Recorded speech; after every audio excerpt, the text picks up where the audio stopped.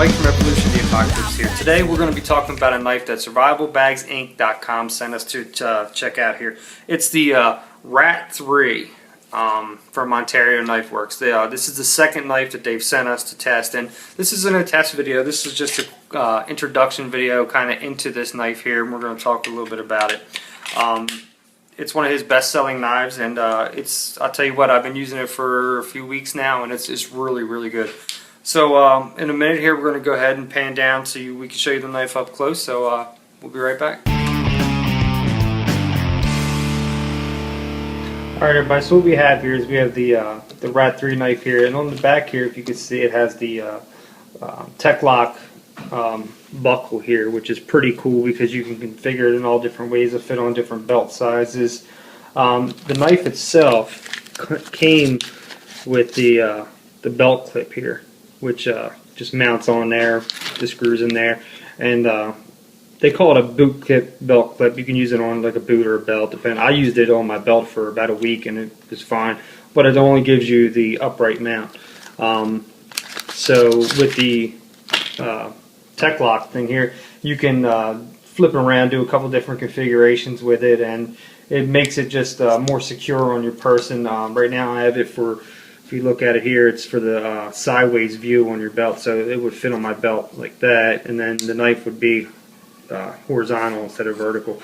But you can configure it a lot of different ways, so let's go ahead and check out the knife here. One cool thing about this knife that I really dig is the sheath itself.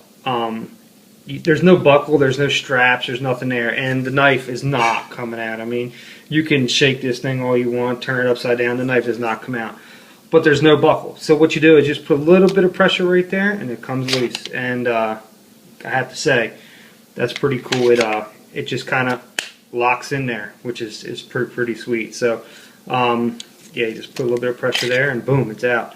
And the knife itself is really sharp, and it's a really good knife. It's got the like a 3.5-inch blade, which is pretty cool. We're going to do some field testing on this knife real soon as well. We're working on a standardized test for all of our knives, which we're going to put all of them through. The other Ontario, the SP1, and this Rat 3. It's got the finger grooves up here cut into it, which is pretty sweet. It's got a little finger groove here. The blade itself is real sharp, real nice blade, real bushcraft. It's got the micarta handle here with the screws that hold them all together. Really nice looking knife. It's not a very overly big knife, so when you hold it in your hand, it actually fits really good in your hand. It's not a huge knife, so it's good for doing small carvings like fire sticks and stuff like that. And it's also strong. I mean, the blade thickness is pretty good, so it'll also get through a lot. And this is his best-selling knife on his website, and I have to say, we know why, because it's a nice little knife here. Like I said, we're going to do some field tests on it, so look for those things here coming up, and go subscribe to our YouTube channel, and check out the podcast. Google us, we're all over the place. And we're going to be doing some more product reviews on a lot of stuff that he's given us, because he's been great. And look forward to a really cool knife test that we're going to do on this real soon, which, like I said, we're going to be cutting some stuff, hacking some stuff, doing a lot of different things with it. And I think this knife's going to hold up great. So check out the podcast, leave us a review on iTunes, and subscribe to our channel. And thank guys for and a shamrock tattoo, 22 times screaming through the car, blood in, blood out, never hear a sound. I got a bone to pick with you, and a shamrock tattoo.